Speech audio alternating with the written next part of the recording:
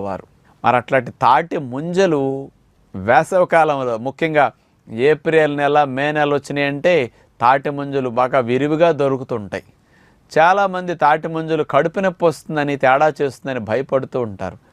గట్టిగా ముదిరిపోయిన ముంజలు ఉంటాయి. అలాంటివి ఒక్కొక్కరికి కొద్దిగా నమలక మింగేసేసరికి ఆ మొక్క డైజెషన్ కాక కొంతమందికి ఏదైనా కడుపు నొప్పి వస్తే రావచ్చు. అలాంటి గట్టిగా ముదిరిపోయిన తాటి ముంజలు మానేసి, తాటి ముంజు లోపల నీళ్లు ఉంటాయే, ఆ నీళ్లుండే ముంజలు, లేత ముంజలు మనం తింటుంటే కూడా మెత్తగా లూజుగా ఉంటాయి చూసారా, అలాంటివి.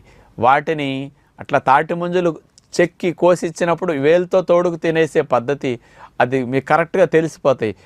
వేలు ఇట్లా తోడుకునేటప్పుడు కనుక ఫ్రీగా వెళ్ళి ముంజని కట్ చేసి తీసుకొస్తున్నదంటే అది లేత ముంజలు. అవి చాలా బాగుంటాయి. ఇట్లా వేలు పెట్టి తోడే